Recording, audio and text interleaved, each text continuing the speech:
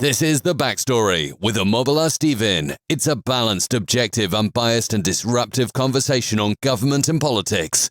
We shine more light on what has not worked and what would make it work. And now, to the finest, personable and engaging host extraordinaire, Omobola Stephen. Tune in. Good to have you on The Backstory with Omobola Stephen. On The Backstory, we like to shine more light on what has not worked and what will make it work. On government and politics topics with other subtopics like the society and culture of the environment and also science and technology. Today we'll be focusing on the environment and then have an expert on the show, Christopher Ellingsworth, who is the founder of the Foundation of a New World. He's the founder of the Foundation of a New World. Hi, Christopher Ellingsworth. Welcome to The Backstory with Omobola Stephen. Hello, thank you for having me. Thanks for joining me on the show. I'm looking forward to a great time. We'll be talking about the environmental destruction and the exploitation of the poor.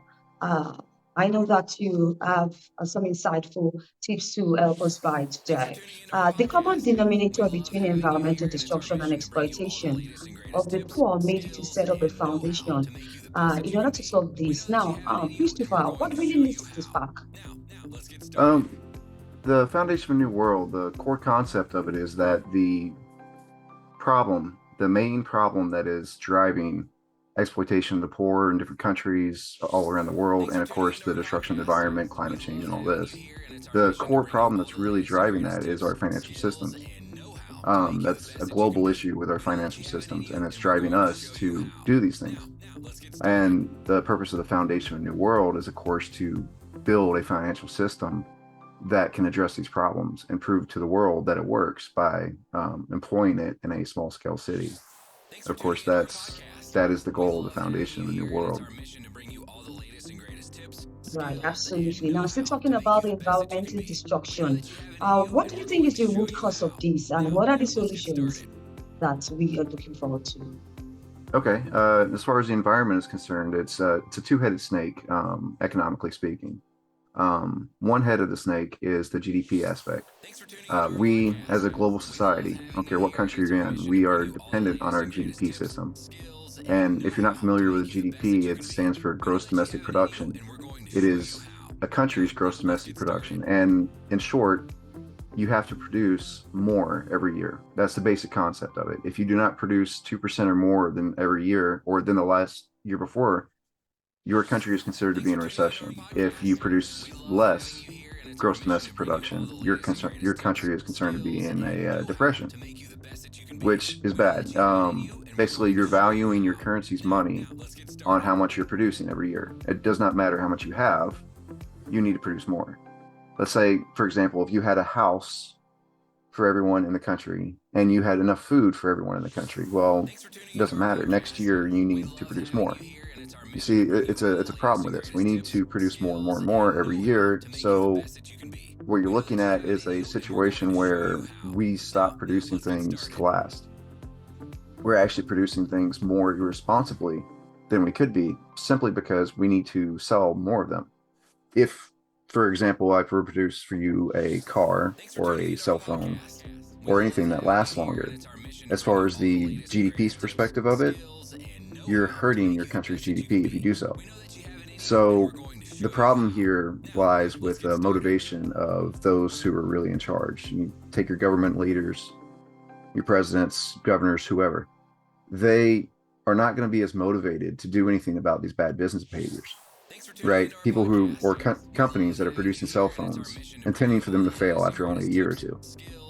Well, the people who could actually do something about this, the government, they need to sell those cell phones. They need the companies to sell those cell phones, because if they do not, your GDP suffers for it. And you could use this or look at this argument for everything across the board. Which, of course, when it comes to the environment, it drives us to destroy the environment. Why? Because to create that cell phone or a computer or anything, even a can opener, to create this product, you have to harvest raw materials, which involves, land raising, destroying the earth, right? Then you have to produce it. It's a dirty process. You have the carbon from whatever, energy or whatever energy source it is that you're using to produce these materials. Also the byproducts, which are usually nasty and pollute local ecosystems, rivers, streams, and so on. That happens. And then of course the shipping the product from one side of the planet to the other, shipping it locally within your country, selling it, throwing away the packaging, and only a year or two later, throwing away the product. So every step of the process, you're damaging the environment. And of course, the best way to avoid as much damage to the environment as possible would be to make the product last longer. Easiest, simplest way to avoid damaging the environment. Are we going to do that? As a society, we're really not. The reason being is we're dependent on both the GDP and, of course, the job dependency. I will get to that in a minute. Another issue with the GDP, it's taking into effect how much you're selling, not just how much raw material or raw product, it's the price of those products. So again, if the prices go down on these products, it's actually a bad thing for GDP. You're talking housing, healthcare, everything you buy, consume. You want those products to be sold at a higher price to keep your GDP afloat. I mean, that's the mindset of the government and politicians. They are going to want to keep their GDP high. They're not going to want their country's GDP to go down.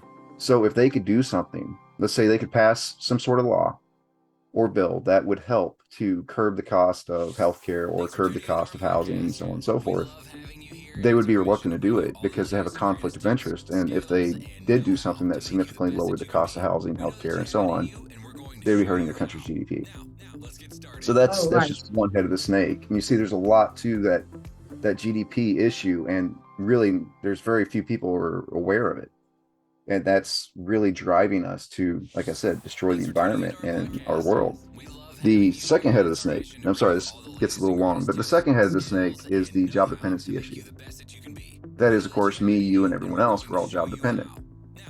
So again, you run into the same problem. If you produce a product or a service to be longer lasting, more efficient, more effective, you're hurting your job dependency. You're hurting your job security, right? You need a job for 30 years, 40 years, however long you need your job in order to get by. So again, if you produce a cell phone, you produce a battery, you produce anything, whatever it is you're producing, you produce it to last longer and be more efficient, well, you're hurting yourself because now people aren't going to be buying your product. Your job isn't needed as much. If you produce them to last, 5 times as long, well, you're going to sell 5 times as less over the next few years. That's basically the problem that we're having. So again, from the top to the bottom, from the government to the companies to the individual workers, we as a society are not motivated to do things better. We are not motivated to produce these products to last longer. And that would be the easiest and quickest way to save the environment. And if you don't address these issues, you're going to see, environmentally speaking, that we simply go on destroying everything in our path. All right. Now, we're going to talk about the poor that are being exploited. Christopher, what are some of the ways you think that the poor are being exploited? Now, the impact this has, and what changes do you hope to see, right, from the major actors? As far as the poor being exploited, and what I see, especially in this country, in America, or any other country, is it starts with the money, right? How much you're paid and how much you're charged. Those are really the two aspects of money that are important when it comes to, you go to work and you use your money to buy a product. And right now, the basis for how much you're paid is cost of living, right? That's the idea that you need X amount of dollars to live X amount of days. So we're going to pay you basically based on how much you need to get by. So that really just keeps you in a place where you are working day after day just to get by. The second aspect of this is how much you're charged. Right now, it's basically as much as you can get away with, or as much as the seller can get away with. Whatever it is they're selling, the true cost of the good isn't really as important as how much they can get away with selling it for. If there's enough competition in the market, well, the prices tend to stay a bit lower. But when the companies tend to work together, or they just get so big, it doesn't matter. They can raise the prices higher and higher and higher. So yeah, what you're looking at is an arbitrary sense of value when it comes to what we're paid and what we are charged. And it comes from the basis of a dollar or whatever your currency is in whatever country you're in. It's an arbitrary value. So what I've done, and this is what the Foundation of a New World is all about, what I have done is actually created a system that is intended to change these things by starting by the fact that it is actually an hour rather than a dollar or a ruble or, you know, like I said, whatever country or currencies, whatever currency your country has at the time. And what does that do? Instead of being paid based off cost of living, which is how much you need to get by, you're being paid based off of what your time is actually worth, a actual time valuation. An hour of your time would be roughly an hour's pay. You could argue more or less, much in the same way we have now. You get paid more or less based off your job and skills and so on. But with this, you are no longer just being paid just enough. And that's kind of what we've been doing to ourselves and each other. Oh, this is the average pay, this is cost of living, so we're going to give you just enough. And you're going to work the next 30 years of your life or just until you die, simply to keep living, to keep up with the cost of living. Right. Thank you so much, Christopher Ellingsworth, for sharing your thoughts. Now, I'd like to talk about the human impact on the environment. What are some of the important discussions that we need to start having? I'm sorry, say that one more time. I'd like us to talk about the human impact on the environment. What are some of the important discussions we need to be having on this? I'm not really sure as far as, you know, which aspect of the urban impact on the environment you're really looking for. As far as our daily habits, or I'm not sure I'm clear on the question with that one. I'm sorry. Sure, the daily habits of the human. Well, again, I think it comes down to the products that we actually produce to be, you know, more efficient or less efficient. And as much as they like to tell us that it's all on us, it's all on the individual, how you spend your money and how you do your daily business. I guess what the Foundation of New World is all about is that there is a much bigger element that can be accomplished through the government and from the top down rather than from the bottom up. When it comes to, you know, what we're producing things that last longer, or if we produce things that do not last as long. Right. Do you have any projects in the pipeline you'd like to share with my audience, or any exciting news? That's the Foundation of New World itself. It is a nonprofit organization, and the goal of it is to actually reveal these problems and then, of course, prove that the system that we built actually works and will actually help solve these problems. The goal of it is, of course, to build a small-scale city for those in need, and with this economic system at the heart of it, to help show the world that these changes can be made, and also show the world what their lives could be like under a system such as this. Imagine, if you could for a minute, if the average person, where you're from, if the average person was able to pay off their home and enter a state of early retirement, let's just say by the time they were 30, as opposed to 40 or 50 or 60 or 70. What a difference would that make in the world around you? You wouldn't have people so dependent on jobs that they have to take jobs that are crooked or dishonest or, you know, extremely damaging to the environment and those around them. From people who are scammers to people who go out and overfish or harvest, you know, every shark in sight just so they can cut off their fins. Why? Because they need a job. I mean, that is the reality of the world that we have now.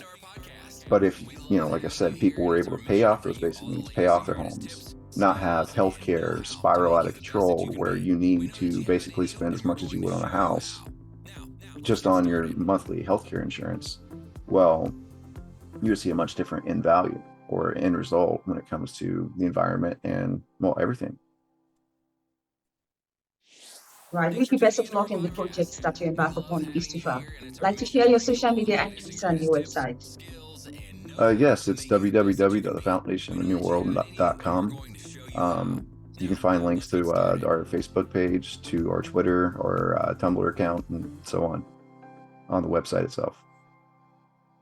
All right. Thank you so much once again, Christopher Ellingsworth, for sharing your thoughts on the destruction and exploitation of the poor, talking about environmental destruction and also the exploitation of the poor. I really appreciate your time. I'm looking forward to the subsequent projects that you have, and I wish you best of luck once again. Thank you. Thank you very much. All right. If you'd like to catch up with any of these episodes of the Backstory with Omobola Stephen, you can do so on any cross-promotion platforms or distribution platforms you bump into online. And you have a great time listening to experts share their thoughts on topics and subjects under government and politics. Till I come your way, I need you to stay safe. I talk soon.